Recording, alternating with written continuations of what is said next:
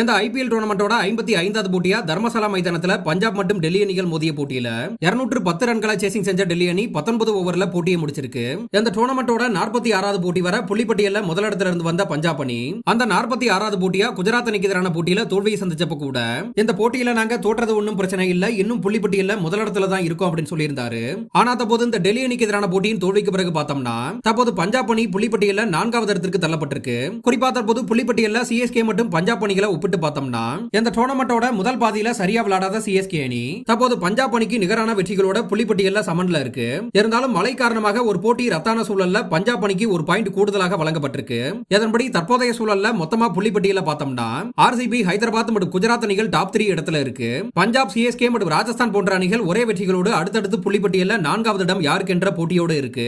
எனவே நேற்று நடந்த போட்டியில டெல்லி அணி பஞ்சாப் அணியை வீழ்த்தினது சிஎஸ்கேவுக்கு ஒரு மிகப்பெரிய பாசிட்டிவா அமைஞ்சிருக்கு அப்படின்னு தான் சொல்லணும். குறிப்பா புள்ளிப்பட்டியல்ல டாப் 6ல இருக்க ஒவ்வொரு டீமையுமே பார்த்தோம்னா கிட்டத்தட்ட ஒரே வெற்றிகளோட இருப்பது மாதிரி தெரியும் சூழல்ல இந்த அணிகளுக்கு இன்னும் தலா 3 போட்டிகள் இருக்கும் நிலைமையில இனி வரும் போட்டிகள்ல இந்த அணிகளோட ஒரு வெற்றி ஒரு தோல்வி புள்ளிப்பட்டியல்ல பெரிய மாற்றத்தை ஏற்படுத்தக்கூடியதா இருக்கும். குறிப்பா சிஎஸ்கே அணிக்கு மீதமுள்ள போட்டியா பார்த்தோம்னா வருகிற 15ஆம் தேதி இக்கனா மைதானத்துல லக்னோ அணியை எதிர்கொள்ள இருக்கு. பின்னர் 18ஆம் தேதி ஹைதராபாத், பின்னர் 21ஆம் தேதி குஜராத் அணிக்கு எதிராக விளையாட இருக்கு.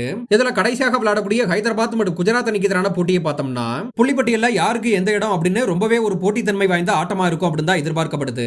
ஏன்னா அந்த இரண்டு அணிகளுமே புள்ளிப்பட்டியல்ல மேல இருக்கக்கூடிய சூழல்ல தங்களை டாப் 4ல தக்க வச்சுக்க சிஎஸ்கேவை தோற்கடிக்க முயற்சி பண்ணும். ஆனா டாப் 4க்குள்ள வரணும் அப்படின்னு சிஎஸ்கே அணியும் கூட எப்படியாவது இந்த அணிகளை வீழ்த்த பார்க்கும். குறிப்பா மும்பை இந்தியன்ஸ் அணிக்கு இந்த சீசன்ல இன்னும் 3 போட்டிகள் மீதம் இருக்கும் சூழல்ல இந்த 3 போட்டியில பஞ்சாப் மற்றும் ராஜஸ்தான் அணிகளுக்கு எதிராக மோதவிருக்கு. அதாவது தற்போதைய சூழல்ல சிஎஸ்கேவுக்கு டாப் 4 இடத்தை பிடிக்கக்கூடிய அளவிற்கு போட்டியா இருக்கக்கூடிய பஞ்சாப் மற்றும் ராஜஸ்தானோட போட்டி இருக்கு. எனவே சிஎஸ்கே அணிக்கு சாதகமா மும்பை இந்தியன்ஸ் அணி செயல்படுமா அப்படின்றத பொறுத்திருந்து பார்க்கணும். குறிப்பா இன்று 12ஆம் தேதி மற்றும் 17ஆம் தேதி மற்றும் 22ஆம் தேதி என்று புள்ளிப்பட்டியல்ல டாப் 6ல இருக்கக்கூடிய அணிகள் நேருக்கு நேர் மோதவிருக்கு. எனவே இந்த போட்டிகள்ல கண்டிப்பா ஒரு அணி தோல்வியை தான் சந்திக்க போகுது அப்படின்னு போது அது புள்ளிப்பட்டியல்ல மிகப்பெரிய மாற்றத்தை ஏற்படுத்த காரணமா இருக்கும் அப்படின்னு எதிர்பார்க்கப்படுது.